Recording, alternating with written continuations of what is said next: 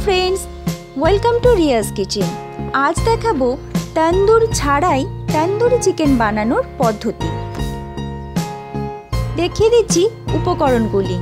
लागছে चिकेनेर leg piece, दई, लागছে सादा तेल, रसुन बाटा, आदा बाटा, नून, काश्मीरी लंका गुड़ो, हलुद गुड़ो, गरम मशला गुड़ो, बाटार, सामान्य एकटु कयला एबं लागছে लाल रंगेर फुड कालार। प्रथमे एकटी मिक्सिंग बोलेर मध्य निये निচ্ছি दई, एर मध्य दिচ্ছি रसुन बाटा, आदा बाटा, हलुद गुड़ो, काश्मीरी लंका गुड़ो, नून एबं गरम मशला गुड़ो। एबार एटा खूब भालो करे मिक्स करे नेब।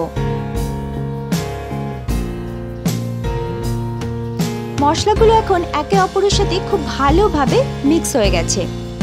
এখন এর মধ্যে দিয়ে দিচ্ছি লাল রঙের ফুড কালার। প্রথমে 2 ফোঁটা ফুড কালার দিলাম, দিয়ে ভালো করে মিক্স করে নিলাম। এরপর আরো 2 ফোঁটা ফুড কালার দিয়ে ভালো করে মিক্স করে নিলেই চলে আসবে এই রকম সুন্দর একটা তন্দুরি কালার।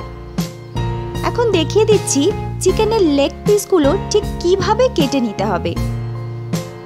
এই রকম ডিপ করে একটু কাটবেন, ছোট ছোট করে কাটবেন কিন্তু ডিপ করে, আর ট্যাচা করে কেটে নেবেন। তাতে দেখুন এইরকম ছোট্ট ছোট্ট পকেট তৈরি হচ্ছে। প্রত্যেকটা চিকেনের লেগ পিসই আমি একইভাবে কেটে নেব। এবার একটি চামচের সাহায্যে এই মশলাটা আমি চিকেনের লেগ পিসের ওই ছোট্ট ছোট্ট পকেটগুলোর মধ্যে খুব ভালো করে ঢুকিয়ে দিচ্ছি। এতে মশলাটা সম্পূর্ণ ভিতর অবধি যাবে এবং চিকেনের সাথে মিশে চিকেনের স্বাদটাও বাড়িয়ে তুলবে।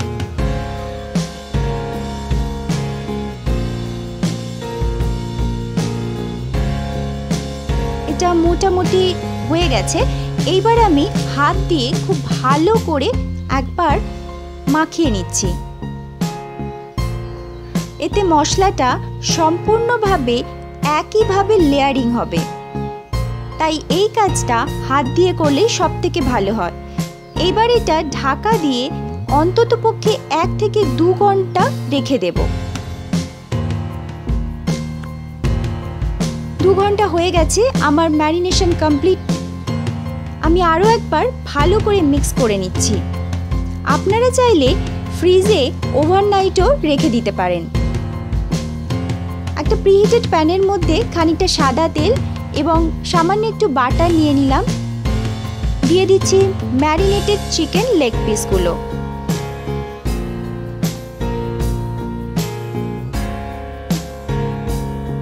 এখন এটা মিডিয়াম ফ্লেমে ফ্রাই করতে থাকবো।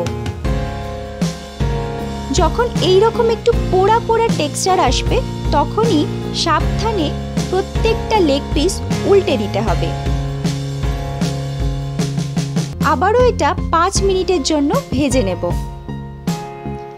মোটামুটি মিনিট 5 মধ্যে প্রতিটা পোরশন এইভাবে পোড়া পোড়া হয়ে আসবে। আমি আপনাদের সুবিধার্থে প্রত্যেকটা পিসই দেখিয়ে দিলাম। এবার একটি কয়লা নিয়ে পুড়িয়ে নিচ্ছি। কয়লাটা ততক্ষণ পোড়াবো যতক্ষণ না এটা লাল রং ধারণ করছে। দেখুন কয়লাটা বেশ লাল হয়ে গেছে। এইবার এটা তুলে নিচ্ছি। আমি একটা বাটির মধ্যে এই কয়লাটা রাখলাম। এই সময় গ্যাসটা অবশ্যই বন্ধ করে দিতে হবে। ইমিডিয়েটলি এর মধ্যে 1 চামচ তেল দিয়ে দিচ্ছি। দেখুন কেমন স্মোক আসতে শুরু করেছে। খুব তাড়াতাড়ি একটা ঢাকনা দিয়ে দিতে হবে। দেখুন চারিদিকে স্মোকটা ছড়িয়ে পড়ছে। এতে চিকেনের লেগ পিসগুলোর মধ্যে এই স্মোকি ফ্লেভারটা চলে আসবে। হয়ে গেছে।